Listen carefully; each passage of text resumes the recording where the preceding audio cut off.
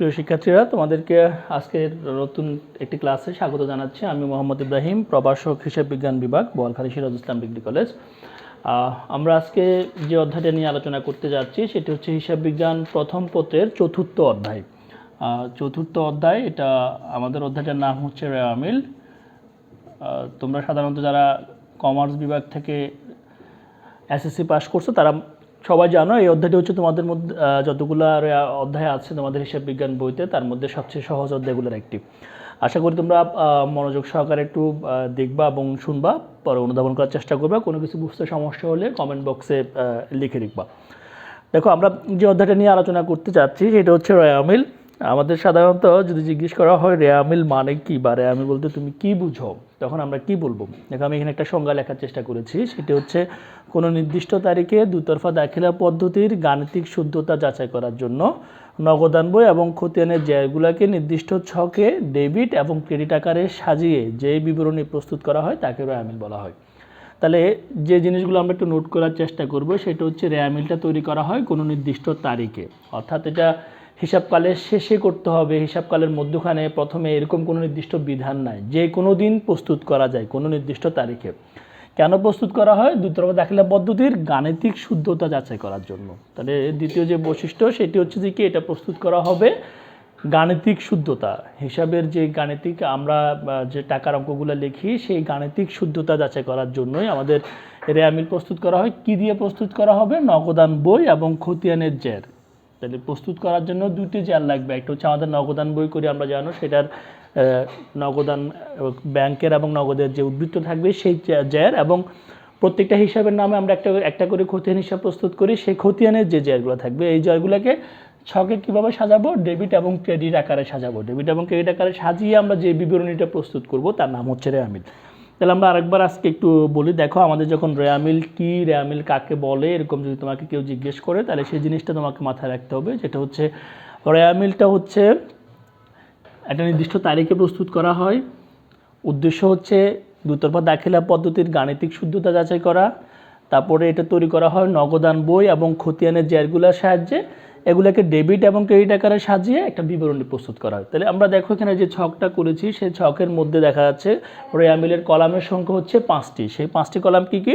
একটা হচ্ছে ক্রমিক নং বা হিসাব নাম্বার লিখি আমরা এখানে, হিসাবের নামগুলো লিখি, যে যে হিসাব উদ্বৃত্তগুলোকে আমরা রেওয়ামিলে অন্তর্ভুক্ত করতেছি তার নামগুলো লিখব। এখানে একটা খতিয়ান পৃষ্ঠা, যেটাকে আমরা বলি রেফারেন্স হিসেবে আমরা যেটাকে ব্যবহার করব সেটা লিখব। এরপর ডেবিট টাকা এবং ক্রেডিট টাকা, এই 5টা কলামের সাহায্যে আমরা রেওয়ামিলটা প্রস্তুত করব। তাহলে আমাদের যে জিনিসটা মনে রাখতে হবে, রেওয়ামিল প্রস্তুত করার জন্য, রেওয়ামিল প্রস্তুত করার পূর্বে যেগুলা মনে রাখা খুবই গুরুত্বপূর্ণ তোমাদের নৈর্বৃত্তিকের জন্য বা বহু নির্বাচনী যে প্রশ্নগুলো করব তার জন্য আমাদের সবচেয়ে বেশি গুরুত্বপূর্ণ যে বৈশিষ্ট্য, 1 নম্বর যেটা বললাম, রেওয়ামিল প্রস্তুত করা হবে নির্দিষ্ট তারিখে। 2 নম্বর বললাম আমরা রেওয়ামিলের উদ্দেশ্য, মৌলিক বা প্রধান উদ্দেশ্য। মৌলিক যে উদ্দেশ্য সেটি হচ্ছে গাণিতিক শুদ্ধতা যাচাই করা, হিসাবের গাণিতিক শুদ্ধতা যাচাই। 3 নম্বর যে জিনিসটা মনে রাখতে হবে, রেওয়ামিল প্রস্তুত করা হয় নগদান বই এবং খতিয়ানের জেরের সাহায্যে। তাহলে নগদান বই প্রস্তুত করতে হবে, রেওয়ামিল প্রস্তুত করতে হবে নগদান বই এবং খতিয়ানের জেরের সাহায্যে। এটার মৌলিক যে উদ্দেশ্য সেটা হচ্ছে হিসাবের গাণিতিক শুদ্ধতা যাচাই করা, বা প্রধান যে উদ্দেশ্য সেটাকে বলি আমরা গাণিতিক শুদ্ধতা যাচাই করা। এবং এটা প্রস্তুত করা হবে যে কোনো নির্দিষ্ট একটা তারিখে, যে কোনো দিন হতে পারে, এটা প্রস্তুত করা যায়। আচ্ছা, রেওয়ামিলের কেন হিসাবের গাণিতিক শুদ্ধতা, বা কীভাবে আমরা হিসাবের গাণিতিক শুদ্ধতা যাচাই করি রেওয়ামিলের মাধ্যমে? আমরা একটু আগে বললাম, দেখো রেওয়ামিলে আমরা দুটা কলাম করি টাকার জন্য, একটা হচ্ছে ডেবিট টাকার কলাম, একটা হচ্ছে ক্রেডিট টাকার কলাম। আর আমরা এটাও জানি আমাদের দুতরফা দাখিলা পদ্ধতির যে নিয়মটা আছে সেই নিয়ম অনুযায়ী আমরা জানি যে সকল প্রকার আমাদের যতগুলো হিসাব আছে সবগুলা হিসাব আমরা যখন ডেবিট এবং ক্রেডিট আকার করি, আমরা যখন এগুলোকে হিসাবভুক্ত করি, তখন প্রত্যেকটা লেনদেনের সাথে দুটা হিসাব জড়িত থাকে, একটা হচ্ছে ডেবিট, একটা হচ্ছে ক্রেডিট। যেহেতু প্রত্যেকটা হিসাবে ডেবিট এবং ক্রেডিট সমপরিমাণ টাকা দ্বারা করা হয়, তাহলে আমরা ধরে নিব কোনো নির্দিষ্ট তারিখ শেষে আমরা যখন রেওয়ামিলটা প্রস্তুত করতে যাব, সেখানে ডেবিট এবং ক্রেডিট টাকার কলামটা যদি মিলে যায়, অর্থাৎ ডেবিট টাকা যত টাকা হবে ক্রেডিটও যদি একই রকম টাকা আসে, তাহলে স্বাভাবিকভাবে ধরে নেওয়া হচ্ছে রেয়ামিলটা আমাদের যে রেয়ামিল সঠিক, আমাদের হিসাবগুলো সঠিক। কিন্তু এর মানে এই না যে রেয়ামিলের দ্বারা 100% সঠিকতা যাচাই করা যায়। আরেকটা জিনিস মনে রাখতে হবে, রেয়ামিল প্রস্তুত করা বাধ্যতামূলক নয়।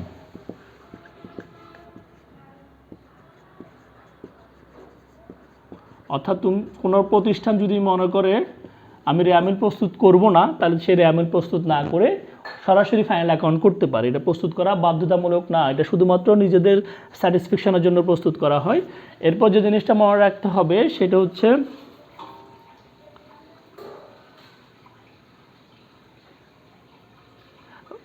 রেয়ামিল মিললেই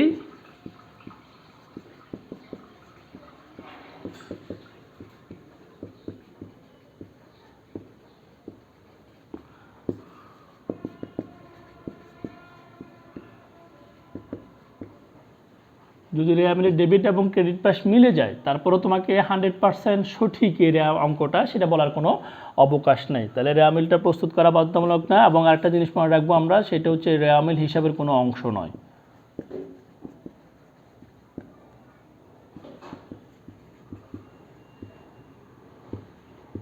তাহলে রেয়ামিল প্রস্তুত করাটা যেমন বাধ্যতামূলক নয়, এটা হিসাবের যেমন কোনো অংশ নয়। আবার এটাও মনে রাখতে হবে, রেয়ামিল প্রস্তুত করার সাথে সাথে 100% তোমার অঙ্কটা মিলে গেছে বা তোমাদের গাণিতিক শুদ্ধতা 100% সঠিক সেটা বলারও কোনো উপায় নেই। তারপরেও ধরে নেওয়া হয় যখন রেয়ামিলের উভয় পাশ মিলে, তখন আমরা জানি আমরা আমাদের গাণিতিক শুদ্ধতাকে সঠিক হিসেবে ধরে নিয়ে আমরা পরের স্টেপে যেতে পারি।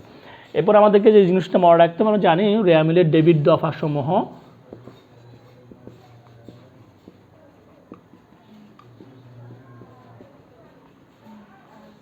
খুবই গুরুত্বপূর্ণ। এই অংশটা তোমরা একটু মনোযোগ সহকারে খেয়াল করবা। রেয়ামিলের ডেবিট পাশে কী কী এন্ট্রি বসে এবং ক্রেডিট পাশে কী কী এন্ট্রি বসে।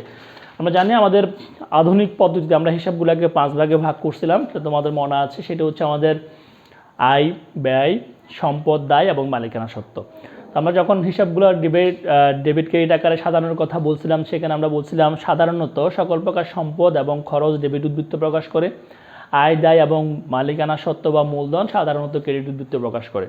যে সকল হিসাবগুলো ডেবিট উদ্বৃত্ত প্রকাশ করে তার রেয়ামিলের ডেবিট পাশে বসবে, আর যে সকল হিসাবগুলো ক্রেডিট উদ্বৃত্ত প্রকাশ করে তার রেয়ামিলের ক্রেডিট পাশে বসবে। এখন রেয়ামিলের ডেবিট পাশ এবং ক্রেডিট পাশে যে জিনিসগুলো বসতে পারে তার আমরা একটা যাবতীয়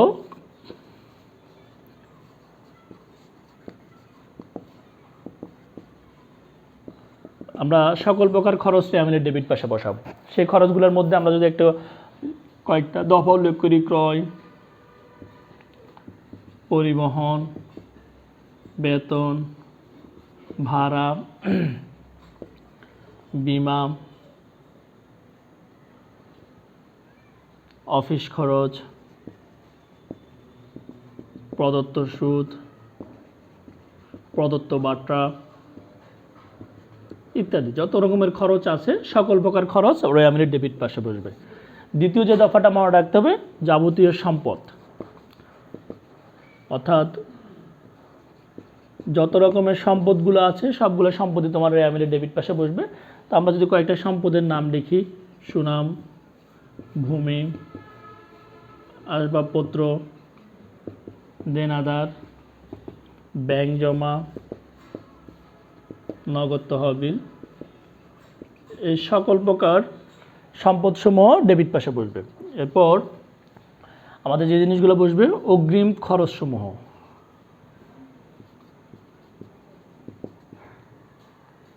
এবং বকেয়া আয়। কোনো আয় যদি বকেয়া থাকে সে বকেয়া আয়গুলো রেয়ামিলের ডেবিট পাশে বসবে। কোনো খরচ অগ্রিম প্রদান করা হলে সে অগ্রিম খরচটাও রেয়ামিলের ডেবিট পাশে বসবে। এরপরে যে জিনিসটা আমাকে মনে রাখতে হবে, আয় বা মূলধন হ্রাসকারী দফা। কিছু দফা থাকে যেগুলোর সাহায্যে আমরা বুঝি যে আমাদের আয় কমে যাচ্ছে অথবা আমাদের মূলধন কমে যাচ্ছে। যেমন ধরো বিক্রয় ফেরত, উত্তোলন, জীবন বীমা, আয়কর। যে দফাগুলো দ্বারা কোনো প্রতিষ্ঠানের মূলধন কমবে অথবা আয় কমবে সেগুলোকেও আমরা ডেবিট পাশে লিখব। তাহলে এক নজরে আমরা যদি একটু দেখি ডেবিট পাশে কী কী বসে, আমরা এই জাস্ট 4টা ওয়ার্ড মনে রেখে আমরা মনে রাখতে পারবো যে রেয়ামিলের ডেবিট পাশে কী কী বসবে। কী কী সেটা, এক নম্বর বলছে আমার যাবতীয় খরচগুলো, যত রকমের খরচ আছে সবগুলো রেয়ামিলের ডেবিট পাশে বসবে। আমরা কয়েকটা উদাহরণ লিখলাম মাত্র এখানে, ক্রয়, পরিবহন, বেতন, ভাড়া, বিমা, অফিস খরচ, প্রদত্ত সুদ, প্রদত্ত বার্তা ইত্যাদি। এরপর যাবতীয় সম্পদ, যত রকমের সম্পদ আছে, সেটা চলতি সম্পদ হোক অথবা স্থায়ী সম্পদ হোক অথবা অদৃশ্যমান সম্পদ বা দৃশ্যমান সম্পদ, যেভাবে বলি না কেন, সকল প্রকার সম্পদ সমূহ রেয়ামিলের ডেবিট পাশে বসবে। কোনো খরচ যদি তুমি অগ্রিম পরিশোধ করো, অর্থাৎ আমরা যে খরচগুলোর নাম এখানে লিখলাম সেই খরচগুলো যদি অগ্রিম পরিশোধ করা হয়, অথবা কোনো প্রতিষ্ঠানে যদি আয়টা বকেয়া থাকে, সেটা রেয়ামিলের ডেবিট পাশে বসবে। আর যে জিনিসটা লাস্ট মনে রাখতে হবে সেটা হচ্ছে আয় এবং মূলধন কমে যে দফাগুলো দ্বারা, সেগুলো রেয়ামিলের ডেবিট পাশে বসবে। তাহলে এগুলো যদি রেয়ামিলের ডেবিট পাশে বসে, একটু নিজেরা খাতায় লিখে নিবে এই এন্ট্রিগুলো। তাহলে ক্রেডিট পাশে রেয়ামিলের কী কী বসবে সেগুলো আমরা একটু যাচাই করে নিই।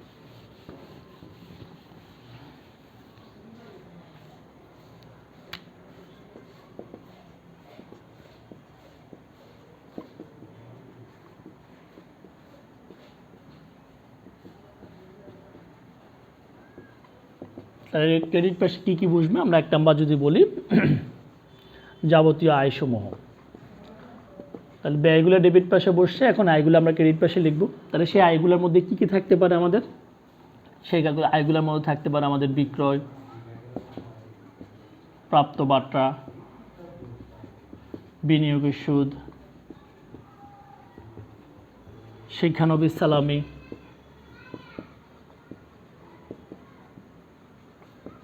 ইত্যাদি। তাহলে এরকম যতগুলো আয় থাকবে সবগুলো আয় তোমার রেয়ামিলের ক্রেডিট পাশে বসবে। এরপরে যে জিনিসটা ক্রেডিট পাশে বসবে সেটা হচ্ছে যাবতীয় দায়সমূহ।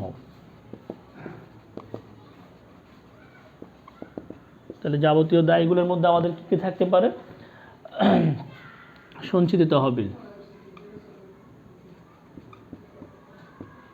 প্রভিডেন্ট ফান্ড, কল্যাণ তহবিল, দেনাদারের বার্তা সঞ্চিতি,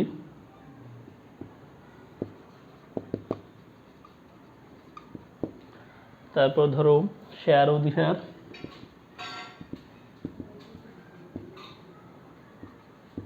পাওনাদার, প্রদেয় বিল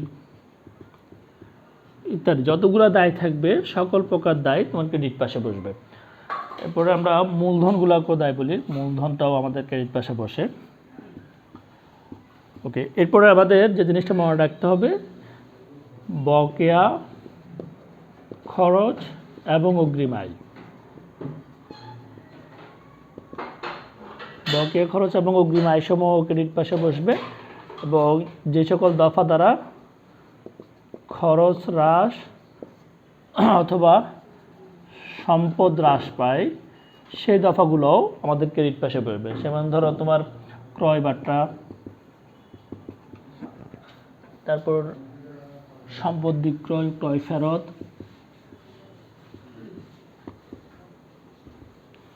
সম্পদ বিক্রয় ইত্যাদি। তাহলে দেখো আমাদের ক্রেডিট পাশে কী বসবে, আয়গুলো বসবে, দায়গুলো বসবে, কোনো খরচ বকেয়া থাকলে অথবা আয় অগ্রিম থাকলে সেটা বসবে, এবং যদি কোনো দফা দ্বারা আমার সম্পদ এবং খরচের পরিমাণ হ্রাস পায় সেটা বসবে। তাহলে আমাদের আজকের পুরো ক্লাসে যে রিভিউটা করতে আমরা, সেটা হচ্ছে প্রথমে রেয়ামিল কি আমরা এটা জানবো, কোন নির্দিষ্ট তারিখে হিসাবের দুতরফা দাখিলা পদ্ধতির যে গাণিতিক সূত্রতা আছে এটা যাচাই করার জন্য নগদান বই এবং খতিয়ানের উদ্বৃত্তগুলোকে ডেবিট এবং ক্রেডিট আকারে সাজিয়ে আমরা যে বিবরণীটা প্রস্তুত করব সেটা হচ্ছে আমাদের রেয়ামিল। রেয়ামিল যখন নগদান বইয়ের খতিয়ান আবার নগদান বইয়ের ডেবিট ক্রেডিট উদ্বৃত্ত নিয়ে আমরা যখন রেয়ামিলটা করি, তখন রেয়ামিলে যদি টাকার অঙ্কটা ডেবিট পাশ এবং ক্রেডিট পাশ উভয় পাশে মিলে যায়, আমরা ধরে নিব আমাদের হিসাবের গাণিতিক সূত্রতা রয়েছে বা এখানে কোনো ভুল নেই। এবার আমরা বলছিলাম যে আমাদেরকে রেয়ামিলের বৈশিষ্ট্য হিসেবে মনে রাখতে হবে, রেয়ামিল যে কোনো তারিখে প্রস্তুত করা যায়, রেয়ামিল হিসাবের বাধ্যতামূলক কোনো অংশ নয়, অর্থাৎ এটা করা বাধ্য না কেউ। এরপরে বলছিলাম রেয়ামিল হিসাবের অংশ না। এরপর আমাদেরকে মনে রাখতে হবে রেয়ামিল প্রস্তুত করার জন্য দুটা দফা লাগে, একটা হচ্ছে যে কি তোমার নগদান বই এবং আরেকটা হচ্ছে খতিয়ানের জের লাগে। আর এরপরে মনে রাখতে হবে রেয়ামিলের যে দফাগুলো লিখবো সেগুলোকে আমরা দুভাবে সাজাই, একটা হচ্ছে ডেবিট এবং আরেকটা হচ্ছে ক্রেডিট আকারে। এবার তাই আমরা মনে রাখতে যাচ্ছিলাম যে ডেবিট পাশে এবং ক্রেডিট পাশে কী বসে। আমরা দেখলাম ডেবিট পাশে বসে সকল প্রকার খরচসমূহ, সকল প্রকার সম্পদসমূহ, কোনো খরচ অগ্রিম পরিশোধ করলে অথবা আয় বকেয়া থাকলে এটা, অথবা যদি কোনো এন্ট্রি দ্বারা এরকম বুঝে আমার আয় হ্রাস পাচ্ছে অথবা দায় হ্রাস পাচ্ছে, সেগুলো রেয়ামিলের ডেবিট পাশে বসে। আর ক্রেডিট পাশে বসবে সকল দায়সমূহ, সকল আয়সমূহ, কোনো খরচ বকেয়া থাকলে অথবা আয় অগ্রিম হলে সেগুলা, এবং কোনো সম্পদ অথবা খরচ হ্রাসকারী দফা থাকলে সেগুলাই। এই হচ্ছে আমাদের র্যামিলের ডেবিট এবং ক্রেডিট পাস। আমরা র্যামিলের ডেবিট পাস এবং ক্রেডিট পাসের এন্ট্রিগুলোকে বুঝতে পারলে আমাদের নেক্সট ক্লাসে আমরা পুরো অঙ্ক করতে পারবো। আশা করি তোমরা সবাই জিনিসগুলো ভালোভাবে দেখবা। আমরা পরের ক্লাসে অঙ্ক করবো। ভালো থাকো। আল্লাহ হাফেজ।